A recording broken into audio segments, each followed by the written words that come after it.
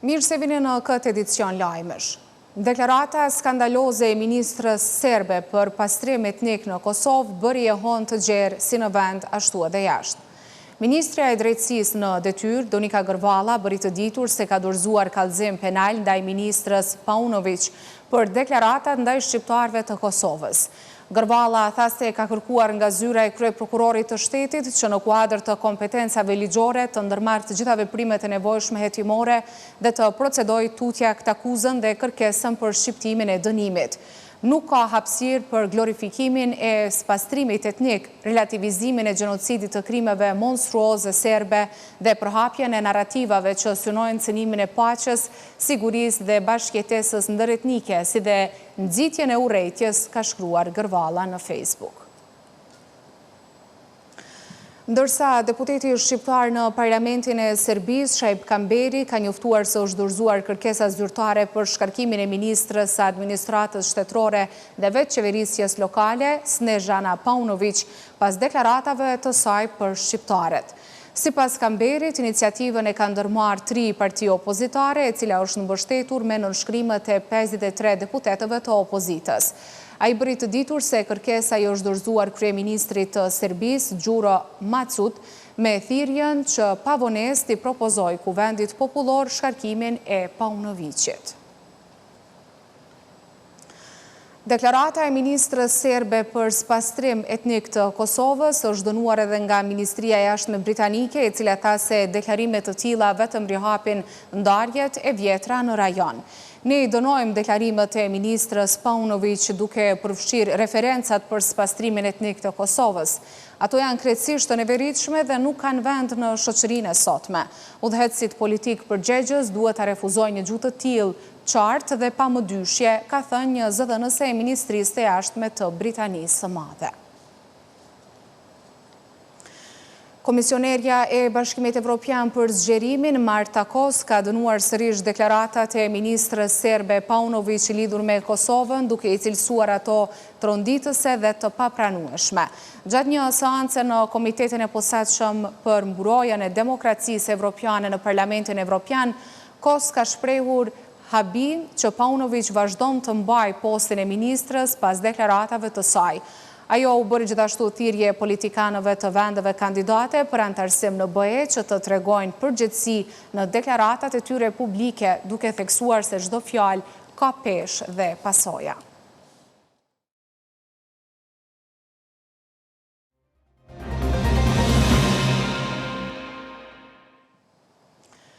Ish opozita i ka kërkuar ushtruesës detyrës presidentës Albulena Haxhiut që të therasë sa më shpejt seancën konstituive të Kuvendit në mënyrë që deputetët të fillojnë mandatin e tyre në interes të qytetarëve, në të kundërtën vonesat për formimin e institucioneve të reja çojnë në zgjedhje të reja. Mungesa e një marrëveshje politike për zgjedhjen e presidentit të ri, po vazhdon të jetë arsyeja kryesore pse ushtruesja e detyrës së presidentes Albulena Haxhiu ende nuk e ka caktuar datën e seancës konstituive të Kuvendit. Megjithse deri më tani nuk ka sinjale konkrete për një marrëveshje politike, pasi kryeministri në detyrë Albin Kurti nuk ka zhvilluar takime të reja me partitë parlamentare pas bisedimeve fillestare me PDK-n dhe LDK-n. Haxhiu ka deklaruar se partive duhet u lihet kohë dhe hapësirë për të arritur një dakordim politik. Deputeti i AAK-s Burim Ramadani ka bërë thirrje ushtruesës së detyrës së presidentes Albulena Haxhiu që pavonesa ta thrasë seancën konstituive. Sipas tij, deputetët duhet ta fillojnë mandatin e tyre dhe Kuvendi të nisë funksionimin në interes të qytetarëve. Është detyrë jo vetëm ligjore, por edhe kombëtare që Kuvendi të ftohet pra të thirret në seancë konstituive, në mënyrë që edhe ne deputetët zgjedhur të fillojmë mandatin tonë. Këto telenovelat e atyre një thënqen bisedimeve që i bëjnë partitë politike, ato duket qartë se nuk kanë as qëllim dhe as interesim që të krijojnë institucione. Shpresat e vetëvendosjes për një marrëveshje politike ishin përqendruar tek LDK-ja, megjithse kryetari i kësaj partie Lumir Abdixhiku ka bërë të ditur se ka ndërprerë bisedimet me Albin Kurtin, pasi aktualisht po përballet me kërkesë për shkarkimin e tij nga drejtimi i partisë. Dhe i keqardhë sepse sot jemi detyruar ta kthejmë vëmendjen sërish nga vetja tek një proces që mund të na dëmtojë pariparueshëm nga brenda, edhe ta lë Kosovën pa institucione dhe potencialisht përballë zgjedhjeve të reja në Vjeshtë. Është paksa absurde. Ministrja në detyrë e tregtisë Mimoza Kusari ka thënë se ata që po kërkojnë shkarkimin e Abdixhikut, po përpiqen ta pengojnë finalizimin e marrëveshjes vetëvendosje LDK, por sekretari organizativ i LDK-s Ilir Ferati është kundërpërgjigjur se partia e Kurtit s'mund të merret me punët e brendshme të LDK-s.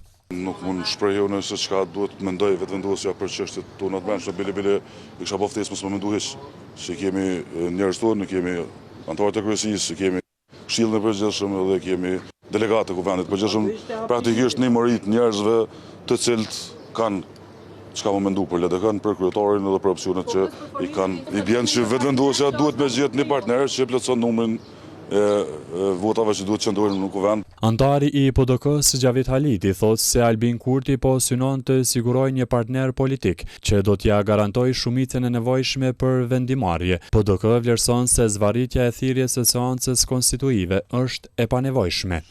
Zoti Kurti po dëshiron që ta ketë të gjithë pushtetin në duart e veta dhe të ketë një aleat që ja plotson ato nevojat që i ka ligji dhe kushtetuta për votim dhe pastaj të bëj lojën politike ashtu siç e pretendon ai vet, siç e ka mendu vet. Çështja është që ne përvum kemi 2 vjet, po që po shkojmë në zgjedhje. Pas konstituimit të kuvendit që duhet të bëhet jo më vonë se deri më 7 gusht, hyn në fuqi afatet kushtetuese 6 ditore për zgjedhjen e presidentit të ri. Kosova ka humbur mbi 40 milion euro fonde të BE-s si pasojë e mosbatimit të një pjese të reformave të parapara në planin e rritjes, ndërsa rrezikon të humbe edhe mbi 100 milion të tjerë, vlerësojnë përfaqësues të shoqërisë civile. Kosova është vendi i fundit që dorëzoi në Komisionin Evropian raportin mbi zbatimin e hapave reformues në kuadër të planit të rritjes të mërkurën, ndërsa afati skadoi, po në mesnatën e asaj dite. Në një përgjigje për Radio Televizionin 21, Komisioni Evropian tha se pas dorëzimit të raporteve, aktualisht është duke i vlerësuar zbatimin e hapave reformues, përfshirë edhe kërkesën e Kosovës për pagesë nga plani i rritjes. Komisioni tani do t'i vlerësoj raportet dhe do të përcaktoj disbursimet përkatëse. Mund të konfirmojmë gjithashtu se Kosova e ka dorëzuar me sukses kërkesën e saj për pagesë. Komisioni aktualisht është duke e vlerësuar atë. Një afat paraprak për zbatim të reformave, Kosova e humbi më 30 qershor, kurse vonesat e njëpasnjëshme për zbatim të reformave, Kosovës i kanë shkaktuar humbje milionëshe. Në Institutin e Kosovës për drejtësi, thonë se deri më tani vendi ynë ka humbur rreth 43 milion euro. 7 hapa janë zbatuar në këtë periudhë, ndërsa 6 të tjerë nuk janë zbatuar. Duhet të kemi parasysh që jemi duke folur për hapat që kanë qenë të dakorduara të zbatohen në 6 mujorin e parë të vitit 2025, që ende nuk janë zbatuar. Do thot, afati përfundimtar ka qenë 30 qershori i vitit 2026. Prandaj 13 hapat që po i potencoj janë të domosdoshme në mënyrë që të zbatohen, në mënyrë që të merren ato mjete. Vlera e këtyre mjeteve është përafërsisht 90 milion euro. Do thot, qeveria e Kosovës i ka zbatu përafërsisht 20 milion euro, ndërsa humbjet janë rreth 43 milion euro, plus minus. Kosova nuk ka marrë ende asnjë këst të rregullt nga plani i rritjes, pasi siç vlerësohet, nuk e ka përmbushur asnjë hap reformues shkaku i krizave të njëpasnjëshme institucionale. Në grupin për studime juridike dhe politike vlerësojnë se deri në fund të këtij viti, Kosova pritet të humbë të paktën edhe 100 milion euro nga plani i rritjes. vlera totale e reformave që do t'u kaloj afate deri në fund të vitit është rreth 165 milion euro.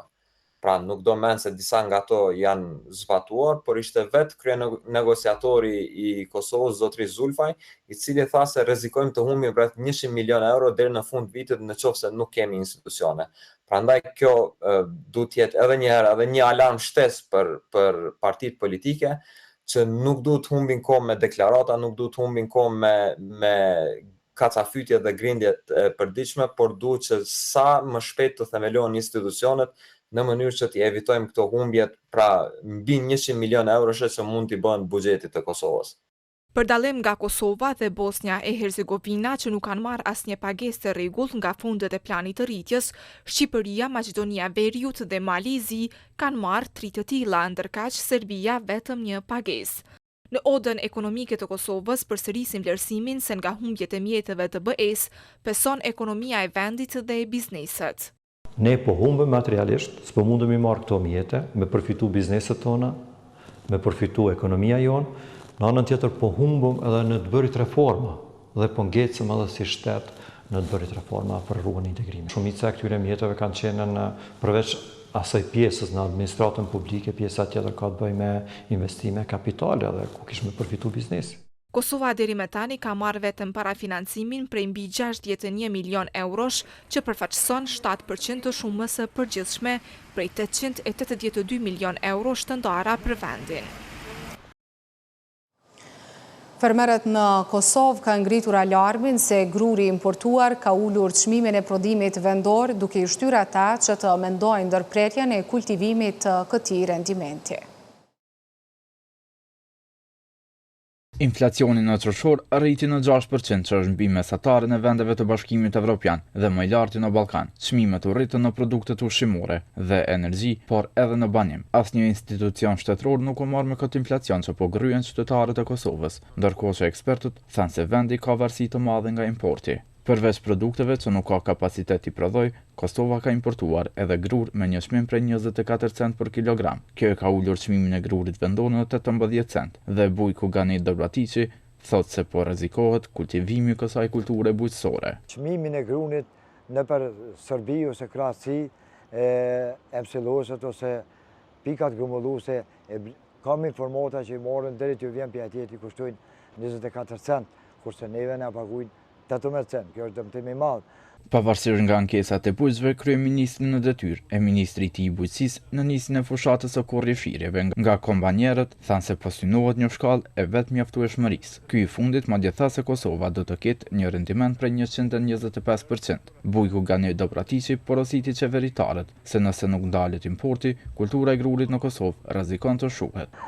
Një pjesë të grurit e lo për kosht mia, koshtën e përdorir për ushqim të koshve, atëherë është një farë lloj kombinime, një farë lloj, si të thënë, dalën nga aja kriza ku mundet me mrri pak përmi shumën që arrit 1.000 diçka hektar. Për ndrysh unë nuk do të kisha mbjell, nëse se posedoj firmen, momenti që ti largoj, të falementoj me firmë, atëherë edhe grun nuk do të prodhoj, se nuk është leverdi. Megjithatë, përveç grurit në Kosovë, pothuajse çdo prodhues të lashin kryesor e ka me produktet e importuara. Importi vije me çmime të lira duke i bërë prodhimet vendore të pakonkurrueshme. Kryetari i Aleancës së Bizneseve Agim Shahini thotë se derisa institucionet në Kosovë godasin prodhuesit vendor, produktet e importuara vazhdojnë të vërshojnë tregjet në Kosovë. Përpos që importon produkte jo cilësore, produkte të shtrejta, importon edhe inflacion. Inflacioni në Kosovë tash dihet që është rreth 7%. Pavarësisht tentimit për paga 13, për ndihma shtesa, inflacioni po i han të gjitha këto. Kosova gjatë vitit 2026 ka blerë produkte të huaja në vlerë mbi 1 miliard e 700 milion euro, ndërsa ka eksportuar pak mbi 240 milion euro, ka thënë Agencia e Statistikave në një raport gjysmak. Njohësi çështjeve të ekonomisë, Lek Musa ja ka kujtuar lëvizjet vendosje, premtimet më të cilat erdhin në pushtet. Ka ardhur në pushtet me një premtim jashtëzakonisht madh se do të fokusohet në ngritjen e prodhimit vendor, si dhe do të bazohet kryesisht në zvoglimin e këtij deficiti tregtar. Prandaj pyetja duhet t'ju parashtrohet atyre se çfarë ndodhi me këtë strategji ekonomike të tyre që kanë pasur, domethënë në forcimin të ekonomisë vendore. Kosova me import të lartë u ballafaqua dhe gjatë vitit 2025. Ajo për herë të parë në historitë të saj ka importuar produkte në vlerë prej 7 miliardë euro. Sado që qeveria Kurti asnjëherë nuk harroi të lavdërohej për suksese duke fshehur realitetin.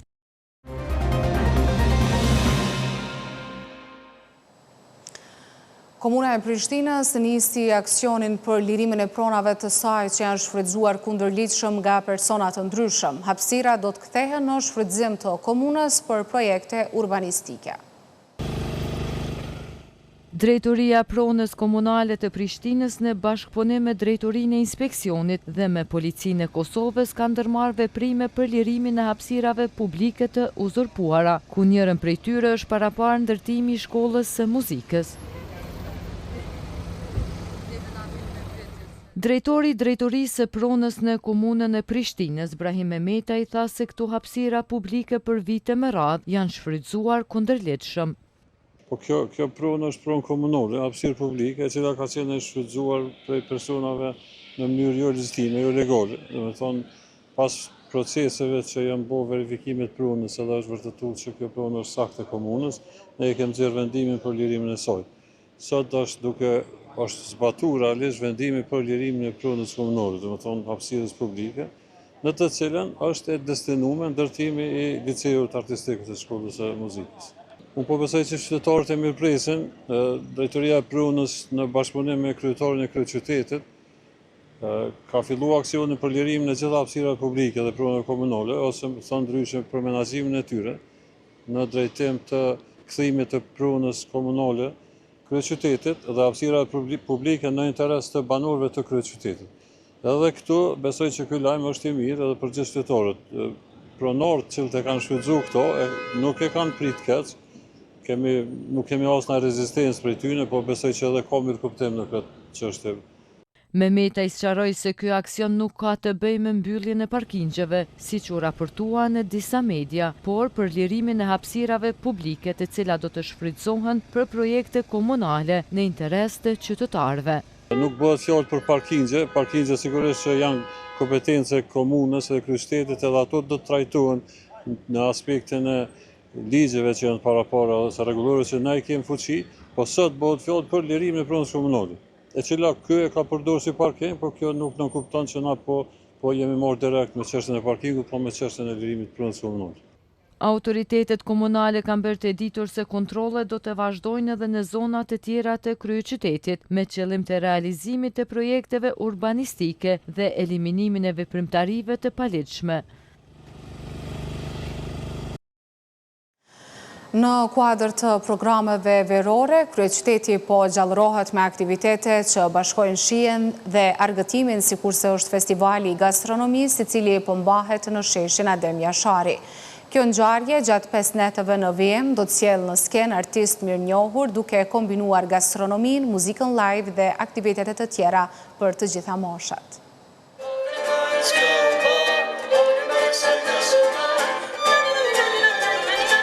Sheshja Adem Jashari në Prishtinë, ku po mbahet edhe si vjet festivali i gastronomisë, kishte marrë pamje tjetër. Të pranishmit nën tingujt e bukur të muzikës së mirëfillt shqipe, shijonin produktet unike vendore.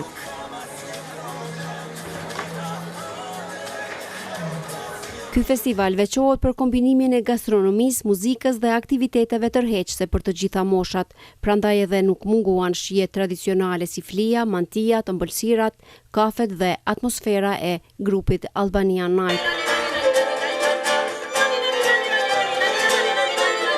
Arta Plana Maloku, menaxhere e këtij festivali, tha se gjithmonë e kanë pasur për qëllim që festivali të jetë tërheqës për të gjitha gjeneratat. Prandaj edhe ndërthur ushqimin, muzikën dhe argëtimin në një hapësirë të përbashkët. Ky edicion është edicioni i 5 i Prishtina Gastronomi Festival. Këtë vit ka një program shumë të pasur kulinar dhe artistik, po gjithashtu program edhe për fëmijë ku do të mund të argëtohen fëmijët pa mas. Ne e quajmë festivali 3 gjeneratave, nga se unë marr prindrit, marr fëmijët edhe vijnë në festival t'i kaloj këto ditë. Ky festival është për të gjithë, pa dallim moshe, pa dallim gjinie. Kështu që për atë arsye është edhe festivali më i dashur në qytet sa i përket eventeve që mbahen këto. Festivali i gastronomisë është mundësi e mirë për promovimin e produkteve dhe bizneseve vendore, thonë përfaqësuesit e bizneseve pjesëmarrëse. Jam pjesë për herën e parë si vjetë, se s'kom jetu në Kosovë, domethënë për herë të parë jam pjesë e kësaj ahengi që po më duket shumë interesante dhe po më vjen mirë me pa shumë kompani të mëdha që me ta pjesë me ta, domethënë konkurrencë me ta në të cilën unë sa kom filluar biznesin, është një rrugtim shumë i mirë, po shpresoj. Gjitha produktet janë produkte me bazë të tartufit, do të kemi tartufin e freskë këtu, edhe produktet të tjera si truffle honey, mandej kemi carpaccion, e kemi vajin, kemi gift box për dhurata kryesisht për festa të ndryshme, mandej kemi kripren, kemi salcen tartufata, edhe produktet të tjera të cilat e pastrojnë kuzhinën në tërësi, po njëkohësisht edhe produktet tona. Ne shqiptarëve që kemi një kulturë gjertë. Jemi këtu për të degustuar vajin ton, kush ka interes të vita provoj cilësinë e vajit ton. Kjo është hera parë që marrin pjesë në panajir, do të jemi këtu deri ditën e diel. Ne jena arë me disa këpurdha. Këpurdhat janë King Oyster, që jena të i fërgu, të i pjek, jena të i posin formë chipsit, që janë gatshme për më hongër. Këto janë kështu, kena këto 2 lloje me mix, një është edhe tjetra është me hudër. Festivali do të jetë i hapur deri më datën 19 të këtij muaji, ndërsa do të performojnë këngëtarë të mirënjohur si Motrat Libohova, Sinan Vllasaliu, Bujar Çamili dhe Klea Quta.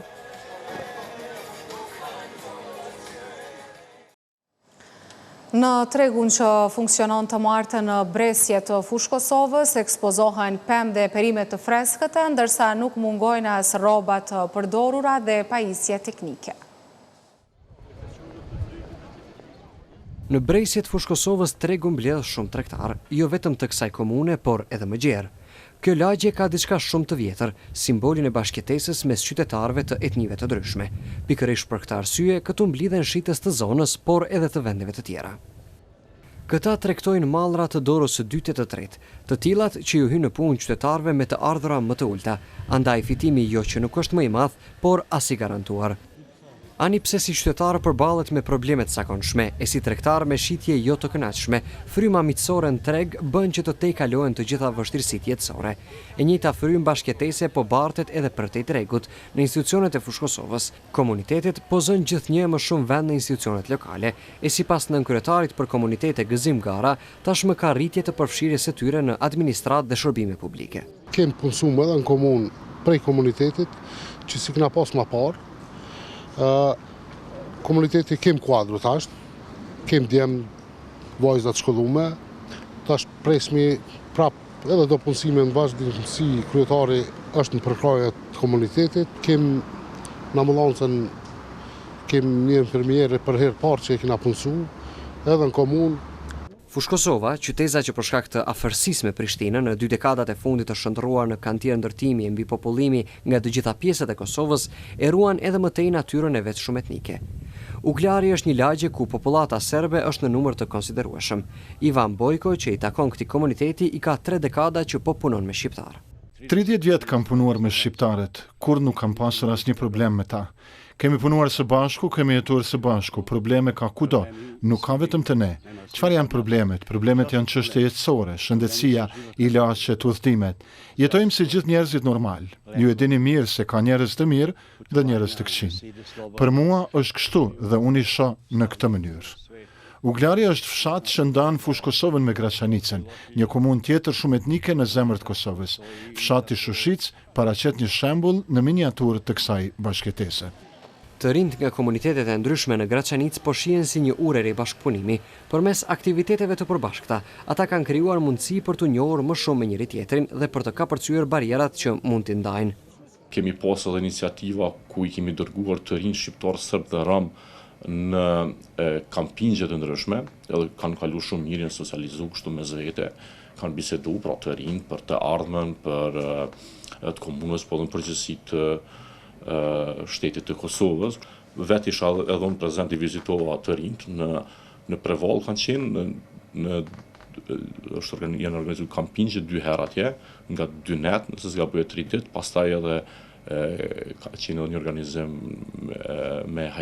përmes hikingut. Graçanica sipas regjistrimeve të fundit të popullsisë i ka mbi 18.000 banor, gati dyfishin e rreth 10.000 banorëve që kishte në vitin 2021. Sikurse Fushë Kosova, të cilës i është dyfishuar pothuajse popullsia nga 34.000 në 64.000. Kësaj këto dy komuna kanë shënuar rritje më të madhe të numrit të banorëve midis dy regjistrimeve.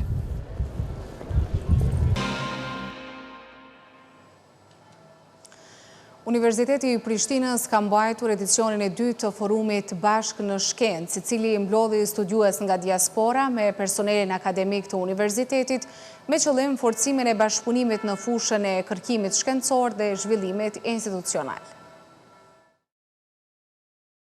Rektori i Universitetit të Prishtinës, Arben Hajrullahu, tha se universiteti ka krijuar bazën regulative për avancimin e profesorëve nga diaspora, duke bërë të ditur se deri tani janë 9 profesorë të asociuar.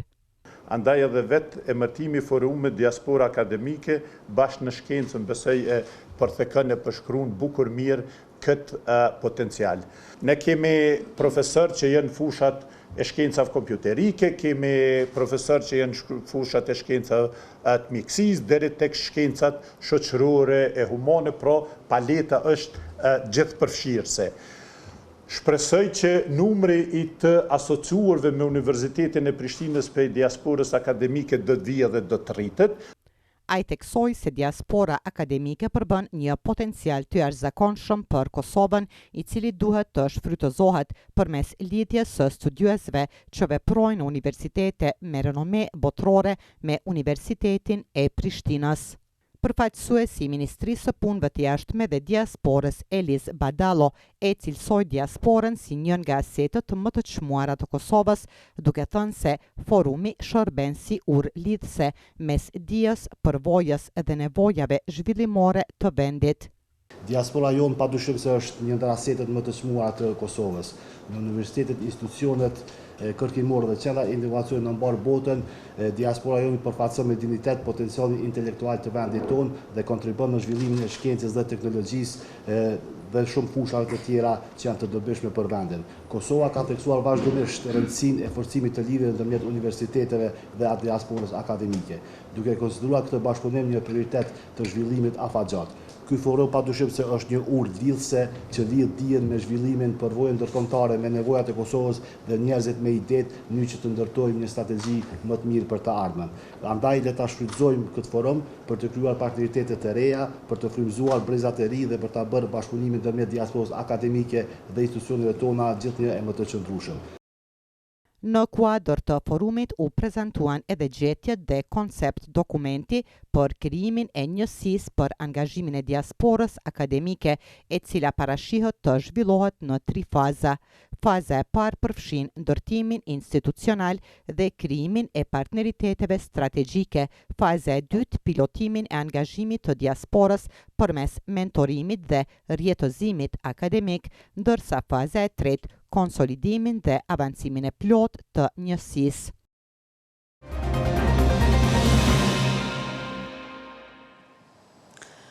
Kuvendi i Maqedonisë së Veriut nuk e shqyrtoi ligjin për përfaqësim të drejtë dhe adekuat, pasi kjo pikë u hoq nga rendi i ditës, duke shkaktuar reagime të ashpra nga opozita shqiptare.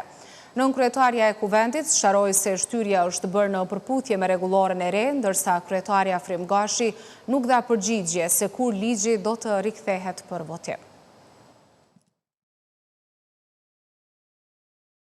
Sot duhet të diskutoj edhe eventualisht të votoj ligji për përfaqësim të drejtë në kuvend, por kjo pikë u hoq nga rendi i ditës. Kjo ngjalli shumë reagime nga opozita shqiptare.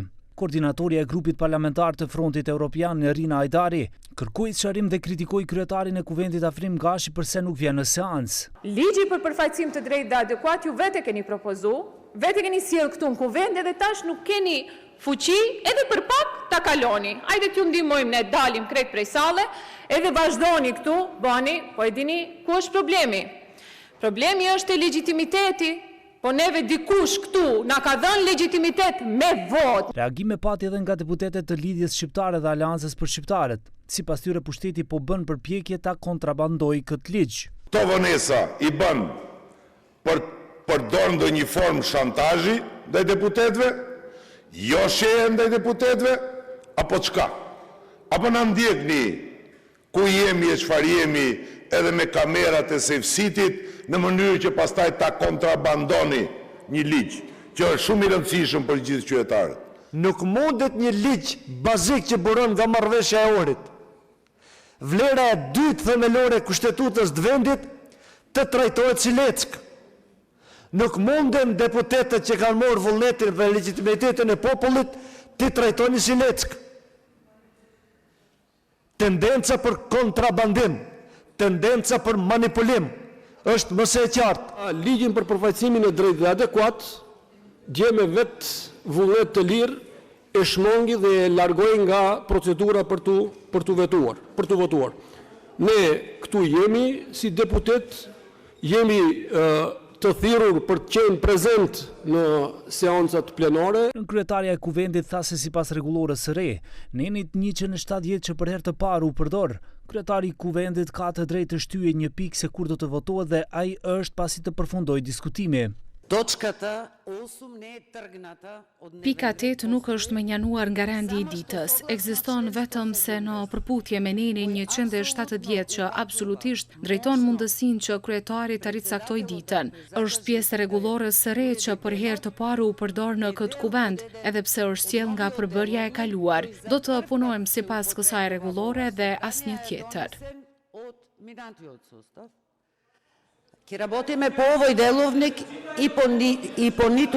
Kujtojmë që ligji për përfaqësim të drejtë dhe adekuat duhet të miratojë me votim të dyfisht apo me badenter. Televizioni 21 kontaktoi me kryetarin Gashi, por nuk mori përgjigje se kur ky ligj do të jetë në rend të ditës për diskutim.